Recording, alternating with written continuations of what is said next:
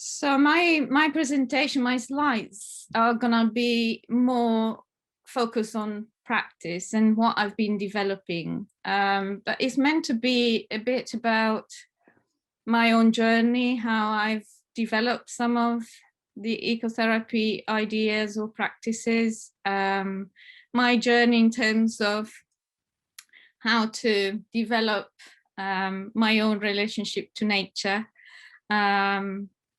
In the UK landscape, coming from the Alps, and something about my reflections really about what is emerging, as I practice and as I observe and learn and reflect and so on, and what I learn from my clients and different clients. And obviously I work with individual parents, some couples and some families. So it's all kind of different. And I feel that I need also the language. I was really connecting with the idea of language, sometimes feeling inadequate. And that's a common experience for me, using English as a second language. So can you hear my accent? Yeah, okay. So it's all good then. So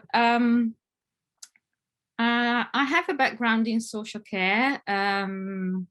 And I have set up, since becoming an independent therapist in 2012, this idea to present to the world, and not as an individual, but as a collective, but it's just me, right? But my main clinical work, because of my social work background, is with adopted families. So I do a lot of work with adopted families and children, obviously, that will have been through abuse, neglect and trauma of various nature.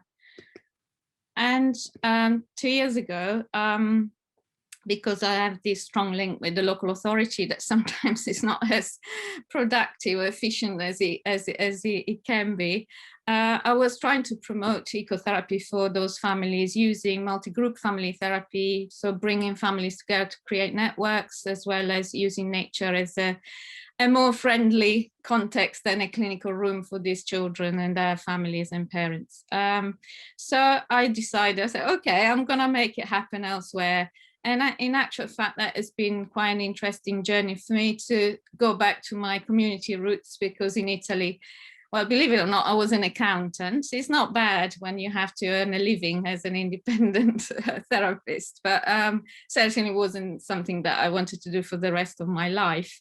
But alongside having to earn a living, I did a lot of youth work, and some of it was in nature and in a small village. And for me, it's been really about going back to my community roots, and maybe a bit of activism on my part, and particularly using nature as a way to offer more affordable and more friendly way of accessing therapy. This is the spirit of my talk.